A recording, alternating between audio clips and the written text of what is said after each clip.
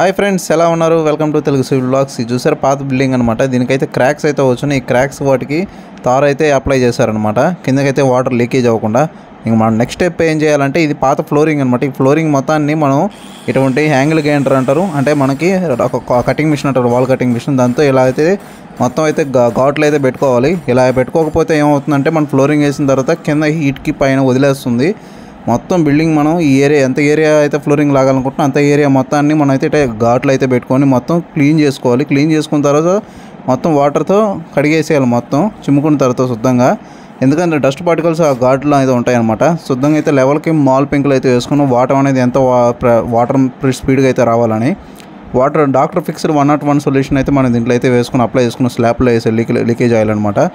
Foil అయితే వేసుకున్నాం. పాలు అయితే నీట్గా అయితే కింద అయితే వేసాం. వేసిన తర్వాత పైన అయితే పాయిల్ వేసి మాల్ వేసి తొక్కుతున్నాడు మా బావ. అంటే ఎందుకంటే మళ్ళీ మనం ఎక్కామంటే కిందకి లూజ్ ఉంటుంది, ఆ లూజ్ లేకుండా కాలుతో శుద్ధంగా తొక్కి అయితే శుద్ధంగా చేస్తున్నాం అనమాట నీట్గా. ఫైనల్గా చూస్తే మనకైతే ఇలాగైతే అవుట్పుట్ అయితే వచ్చిందనమాట. మా వీడియో మీకు నచ్చినట్టయితే లైక్ చేయండి, అలాగే ఫస్ట్ టైం సబ్స్క్రైబ్ చేసుకోండి. ఇంకా మిగతా భాగం అనమాట ఇది. ఇక్కడ వచ్చి మేము ఎలా చేసామంటే, ఇక్కడ సెంటర్ హోల్ పెట్టాం, గోడన్స్కి నీళ్ళు పోకుండా ఇక్కడైతే నీళ్ళు వచ్చి దీంట్లోకి అయితే వెళ్ళేటట్టు చేసాం అనమాట. వీడియో నచ్చితే like and share, subscribe. Thanks for full watching.